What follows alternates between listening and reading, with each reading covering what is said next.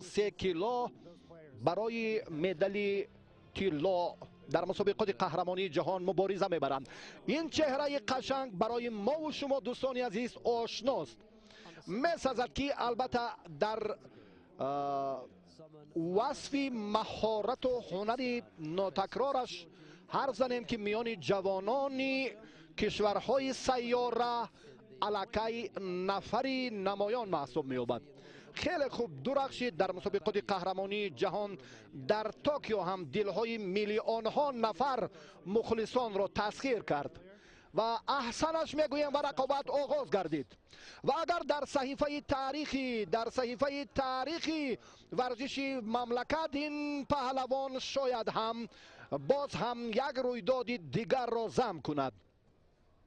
توجه میکنیم به هنرنمای ورزشگری تاجیک. سامان از دقیقه اول مبارزه را باز هم پرشیده تر میکند. سامان بسیار هم دلپرانه توجه میکند به عملهای حریف و توجه میکند به فرصت دلخواه و مناسبی که از حریف پرقوت خود امتیاز ستاند. اما ورزشگری فدراسیون روسیه اینجا اندکی نه آسیب هم ندیده است و تصادفاً دستی سامان محمدبکوف برای ورزشگری فدراسیون روسیه افتید. از این خاطر بود که علاقه این پهلوانان توقف کرد. سامان محمدبکوف درباره هنرنمای این ورزشگر، نتایج ارزنده این پهلوان، البته باز هر زنیم خیلی وقتی طولانی در کار است. اینجا داشتن سامان محمدبکوف موافق مطلب نبود. داور این رو هم پیخست کرد. رقابت هر دو پهلوان ادامه می‌یابد.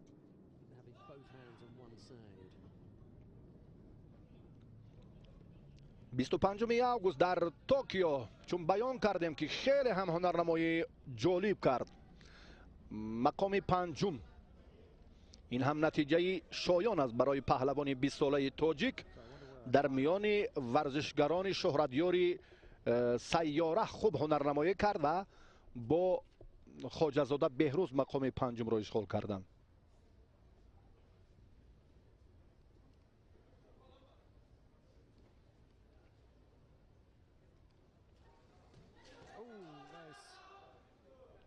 یک کوشش دیگری باز سامان اندکی بهتر بود. در هنگ کنگ در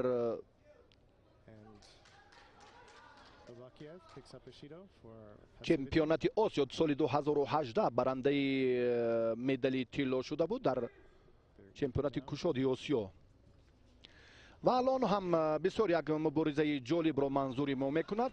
از حرکت هایش البته باز هم امیدواریم های ما به نتیجه دلخواهی این مرحله نهایی دوچند میگردد.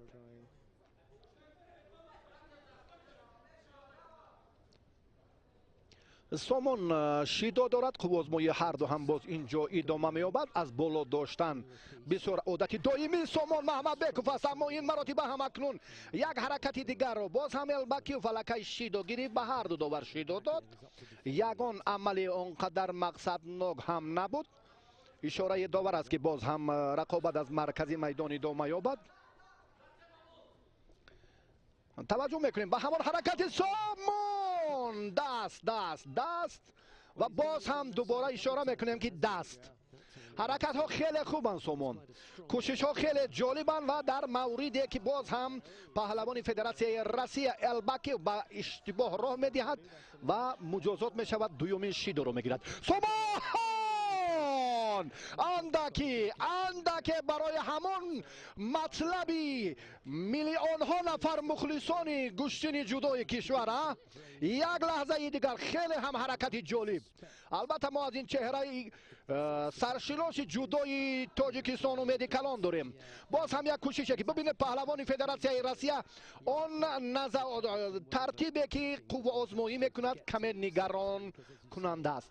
سامان از بالا داشتن چون عادت دومی پهلوان است. یک حرکت دیگر، یک کوششه که باز هم حالت پرتری.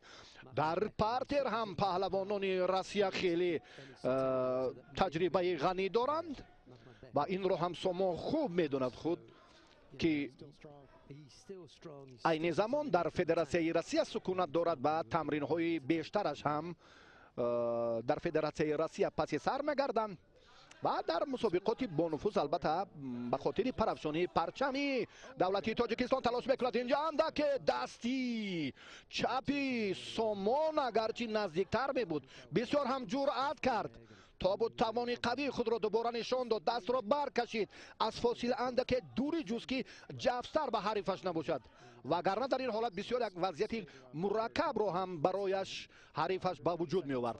البکیف اندک فشار را دوچند میکند، اما سامان محمد بک با توجه میکند به حرکت دیگر. سامان واقعا هم یک لحظه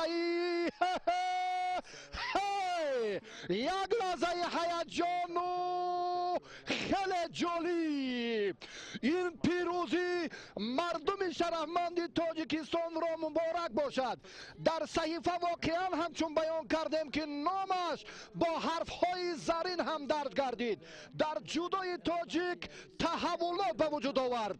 چمپیون جهان در میان جوانان سامان محمد بیکوف واقعا همه احسنش میگوییم. چگونه عکسی عمل را سری وقتی استفاده کرد، چه حالتی به عمل آمده و چه ترتیبی درستی استفاده عکسی عمل. احسن و تشکر. پیروزی ورزشگری تاجیک به همه شما دوستانی عزیز مبارک باشد. سامان هم سزاوارانم. بهترین لحظه، جالبترین فرصت واقعا هم شایان و دیگر در این لحظه که چی گفتنمون رو رسی نمیدونیم. در حقیقت هم سامان محمد بیکوف این پهلوان جوان امید بخش کشور هم خوب هنرش رو نشان داد و بانوان قشنگی مراکشی هم حالا آمادن که با این پهلوان شهرتیار تحفه را تقدیم سازند. البته امروز هم ما از این سرفراز و خوشحالیم که باز هم یک رویداد دیگر، یک دستاورد شایان به ما نصیب گردید.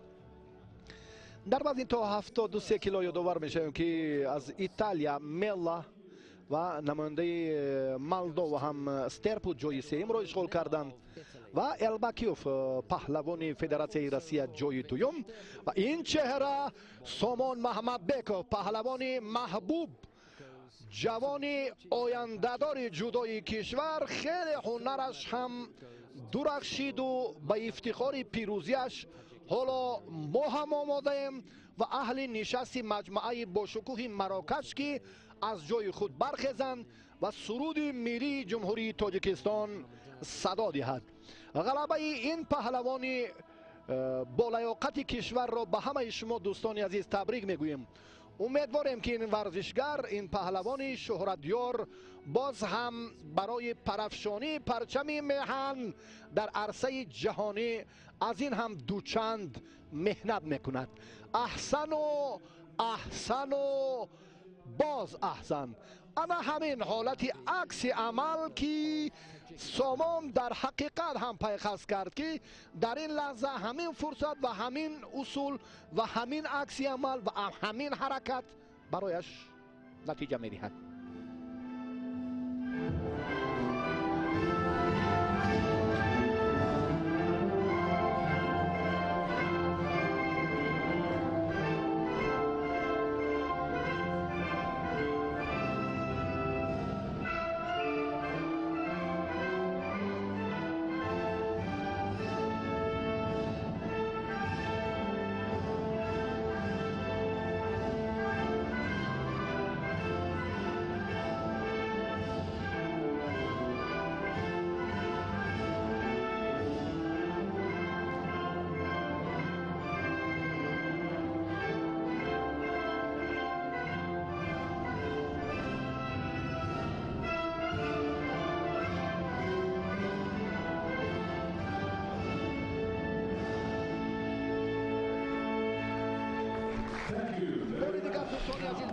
شما این پیروزی و جایزه طلای مسابقات قهرمانی جهان در مراکش میان جوانان مبارک باشد و واقعا هم می‌سزد که البته ما بار دیگر هم این سرفرازی را و این پیروزی را یادآور شویم.